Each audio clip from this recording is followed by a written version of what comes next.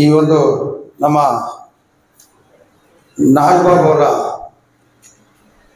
ಒಂದು IAS ಮುಗಿಸಿ ನಮ್ಮ ತಾಲೂಕಿನ ಇರುವೆಯನ್ನು ಉನ್ನತ ಮಟ್ಟಕ್ಕೆ ತಗೊಂಡೋಗಿರ್ತಕ್ಕಂಥ ನಾಗೇಂದ್ರ ಬಾಬು ಅವರು, ನಾರಾಯಣಪ್ಪ ಅವರು ನಾವು ಸುಮಾರು ಸಲ ಮಾತಾಡ್ಕೊಂಡ್ವಿ. ಅವ್ರನ್ನ ಫಸ್ಟ್ ಇಯರ್ ಡೆಲ್ಲಿಗೆ ಸೇರ್ಸಾಕಿದ್ದಿಂದ ಮಾತಾಡ್ಕೊಂಡು ಯಾವ ಥರ ಇದೆ ನಮ್ಮ ಮುಳಬಾಗಿಲು ತಾಲೂಕವ್ರು ಯಾರ್ಯಾರು ಇದ್ದಾರೆ ಏನು ಎತ್ತ ಅಂತ ಹೇಳ್ಬಿಟ್ಟು ಅವರೆಲ್ಲರೂ ವಾಪಸ್ ಬಂದ್ರು ಸಹ ಇವರು ಛಲ ಬಿಡದೆ ಅವ್ರನ್ನ ಓದಿಸ್ಲೇಬೇಕು ಅಂತ ಹೇಳ್ಬಿಟ್ಟು ಹೇಳಿದ್ರು. ನಾರಾಯಣಪ್ಪ ಅವ್ರು ಇನ್ನೊಂದು ಮಾತು ಹೇಳಿದ್ರು, ಓದ್ಸಕ್ಕೆ ನಾನು ರೆಡಿ ಇದ್ದೀನಿ, ಓದೋ ಮಕ್ಳಿರ್ಬೇಕು, ಅದು ಒಳ್ಳೇದು. ಅವರು ರೆಡಿ ಇದ್ರೆ ತಾನೇ ನಾವು ಓದ್ಸಕ್ಕಾಗೋದು.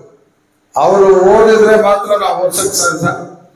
ಇವತ್ತಿನ ದಿನ ನಾರಾಯಣಪ್ಪ ಅವರ ಒಂದು ಶ್ರಮ, ಅವರು ದೃಢ ಸಂಕಲ್ಪ ಪಟ್ಟು ಎಲ್ಲ ಸ್ಟೇಟ್ಗಳನ್ನು ತಿರುಗಿ, ಹಣದ ಒಂದು ಸಮಸ್ಯೆನೇ ಅಲ್ಲ, ಎಲ್ಲ ವಿಧದಲ್ಲೂ ಅವ್ರು ಕಷ್ಟಪಟ್ಟು ಓದಿಸಿದ್ದಾರೆ. ಅವ್ರಿಗೆ ನಾರಾಯಣಪ್ಪ ಅವ್ರಿಗೆ ಮೊಟ್ಟ ಮೊದಲಾಗಿ ಧನ್ಯವಾದಗಳನ್ನು ತಿಳಿಸ್ತಾ ಇದ್ದೀನಿ. ಏನು ಈಗಾಗಲೇ ಶ್ರೀನಿವಾಸ ರೆಡ್ಡಿ ಅವರು ಎಲ್ಲರೂ ವಿಸ್ತಾರವಾಗಿ ತಿಳಿಸಿದ್ದಾರೆ.